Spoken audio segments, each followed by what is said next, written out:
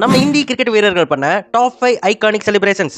வீடியோக்குள்ளே போகிறதுக்கு முன்னாடி நம்ம ஸ்பான்சர் பாருங்கள். ஒரு யூஸ்ஃபுல்லான விஷயத்தை நீங்கள் தெரிஞ்சுக்கோங்க. கண்டிப்பாக எல்லாருக்கும் ஃபுல்லாக ஜஸ்ட் சிம்பிளாக இன்ஸ்டாகிராம் வச்சு ஃபேஸ்புக் ஒரு ரோஸ் போட்டு ஒரு டேட் 300 to 300 அவரை ஜாயின் பண்ணலாம். ப்ளஸ் இது ஒரு 5 minutes தான் ஸ்பெண்ட் பண்ண போகிறோம் அப்படின்றதுனால யார் வேணால் பயன்படுத்திக்கலாம் இந்த ஆப்பர்ச்சுனிட்டி. இது கொஞ்சம் டீட்டெயிலாக பாருங்கள்.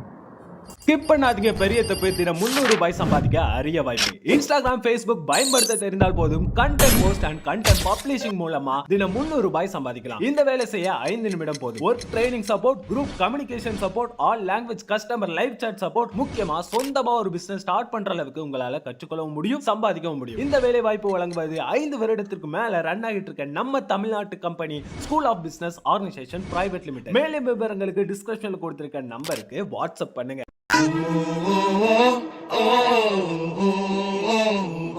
நம்ம இந்திய கிரிக்கெட் வீரர்கள் பண்ண டாப் 5 ஐகானிக் செலிப்ரேஷன்ஸ். நம்பர் 1, 2018ஆம் ஆண்டு இந்தியாவும் ஆஸ்திரேலியாவும் பெர்த்தில் ஒரு டெஸ்ட் மேட்ச் ஆடிட்டு இருப்பாங்க. விராட் கோலி அந்த மேட்ச்ல அற்புதமா ஆடி ஸ்டாண்டிங் போட்டு செஞ்சுரியை ஸ்கோர் பண்ணியிருப்பாரு. அது அவருடைய 25வது சதம். அந்த சதத்தை அடிச்சுட்டு அவர் உடனே பேட்டை காமிச்சு, நான் பேச மாட்டேன், என் பேட்டு தான் பேசும் அப்படின்னு ஒரு ஐகானிக்கான செலிப்ரேஷன் பண்ணியிருப்பாரு. அந்த செலிப்ரேஷன் இன்டர்நெட்டையே தீபாவளியா மாத்துச்சு. அந்த அளவுக்கு எல்லாருமே கூஸ் பம்ப் ஆகி அந்த செஞ்சுரியை பாராட்டிட்டு இருந்தாங்க. அதோட இன்டர்நெட்ல பல விவாதங்களும் எழுந்துச்சு. எதுக்காக இதை பண்ணாருன்னு சொல்லிட்டு ஒரு சிலர் கமெண்டேட்டர்ஸ் இவர் ஃபார்ம் அவுட்ல இருக்காருன்னு சொன்னதால இதை பண்ணாருன்னு சொல்றாங்க. இன்னும் சிலர் இந்த சீரீஸ்க்கு முன்னாடி கமெண்ட்ஸ், இந்த சீரீஸ்ல விராட் கோலி ஒரு செஞ்சுரி கூட அடிக்க மாட்டாருன்னு சொல்லிட்டு பிரஸ் கான்ஃபரன்ஸ்ல சொன்னாராமா. அதுக்கு பதிலடி கொடுக்கும் விதமாக தான் இந்த செஞ்சுரி அடிச்சுட்டு இந்த செலிப்ரேஷன் பண்ணதா நிறைய பேர் சொல்றாங்க. நம்பர் 2, இந்தியாவின் கிரேட்டஸ்ட் ஆல்ரவுண்டர்னா அது ரவீந்திர ஜடேஜா தாங்க. ஜடேஜா எப்பப்பெல்லாம் ஆஃப் செஞ்சுரி அடிக்கிறாரோ அப்ப எல்லாமே ஸ்வாட் செலிப்ரேஷன் பண்ணுவாரு. உங்க எல்லாருக்குமே தெரியும், அது ஒரு ஐகானிக் செலிப்ரேஷனாவே மாறிடுச்சு.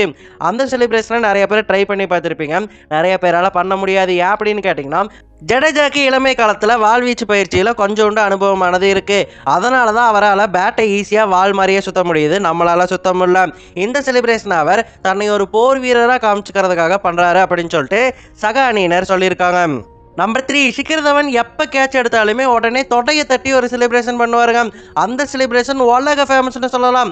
அவரை பார்த்து நிறைய பேர் இன்டர்நேஷனல் கிரிக்கெட்டில் அந்த செலிப்ரேஷன் பண்ணியிருக்காங்க. இந்த செலிப்ரேஷனுக்கு பின்னாடி இருக்கக்கூடிய கதை என்னன்னு கேட்டிங்கன்னா, தவானுக்கு கிரிக்கெட்டையும் தாண்டி கபடியும் பிடிக்கும். கபடி மேட்சஸ் அதிகமாக பார்ப்பாரு. கபடியில் பொதுவாக அவுட் எடுத்த உடனே அவுட்டுன்னு காமிக்கிறதுக்காக தொடையை தட்டி காமிப்பாங்க இல்லையா, அதை பார்த்து இன்ஸ்பயர் ஆகி தான் கேட்ச் பிடிச்ச உடனே தொடையை தட்டி செலிப்ரேஷன் பண்ணுற ஒரு ஐகானிக் செலிப்ரேஷனை இவர் உருவாக்கியிருக்காரு.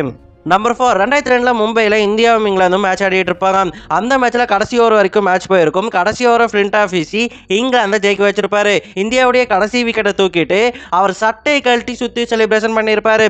அது கங்குலியை சரியான காண்டே தீரும்.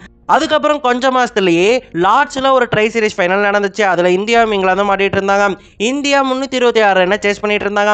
அந்த மேட்ச்ல காண்டிலேயே அதிரடியா ஆடி இருந்தாரு. 40 பாலுக்கு 63 ரன் அடிச்சிருந்தாரு. ஆனா அவுட் ஆகிட்டாரு.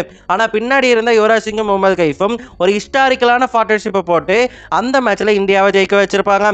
இந்தியா ஜெயிச்ச அடுத்த செகண்டே என் ஊர்லையான சட்டையை கழட்டி காமிக்கிறேன், இப்போ நான் உனக்கு காமிக்கிறேன்டா அப்படின்னு சொல்லிட்டு சட்டையை கழட்டி சுத்தி காமிச்சிருப்பாரு சௌரவ் கங்குலி.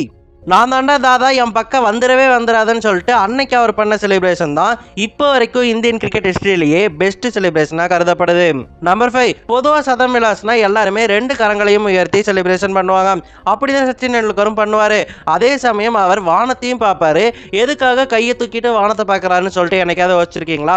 அதுக்கு பின்னாடி ஒரு சோகமான ரீசன் இருக்கு. 1999ஆம் ஆண்டு அவர் அப்பா இறந்துட்டாங்க.